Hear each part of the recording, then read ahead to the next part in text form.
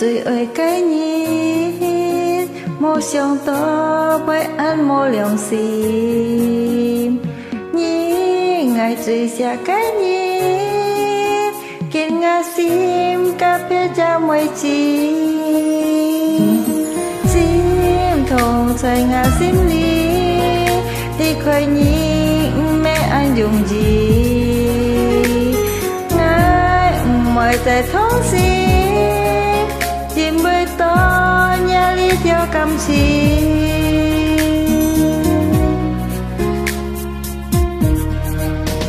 nhà cái sim tôi ngay cái cầm chi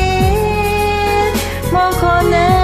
theo tôi ngay gì sim chim bơi to nhà sim han tiêm dòng phết nhé ngày môi tiêm bơi nhé nhom kia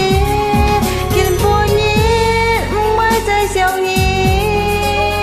ngày hi mong ngày mới heo phơi chim bơi trái sẽ cho hạ an to lại chi ngày bơi phai chim có vì nhi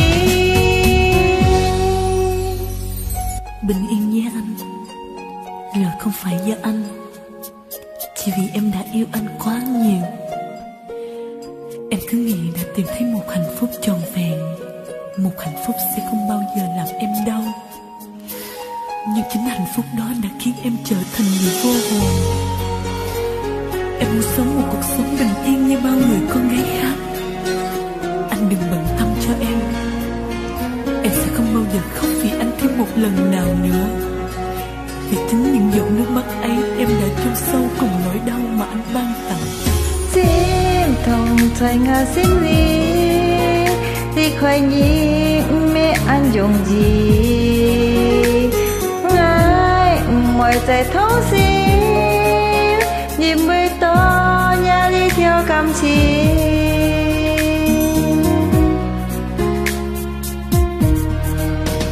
nhà cái xím tôi ngay cái cầm chi mò khó nên theo tôi ngay gì xím nhìn bơi to nhà xím hàn tiêm xiong phê nhìn ngày mỏi tiêm bữa nhi nhong kia kiên vô nhi ngày mới thấy xiong nhi ngày hi mong ngày bơi heo phơi nhìn bơi trái sẽ xong hạ an to lại chi ngày bơi phai chim có vì nhi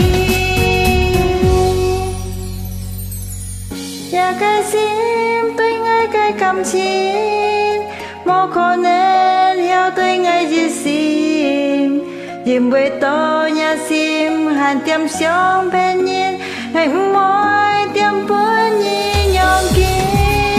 kiên vô nhi ngày mới thấy xiong nhi ngày hi mong ngày bơi heo phơi dìm bơi trái sẽ xong hạ an to lại chi ngày bơi phai chim có vì nhi dìm bơi trái sẽ xong hạ an to lại chi ngày bơi phai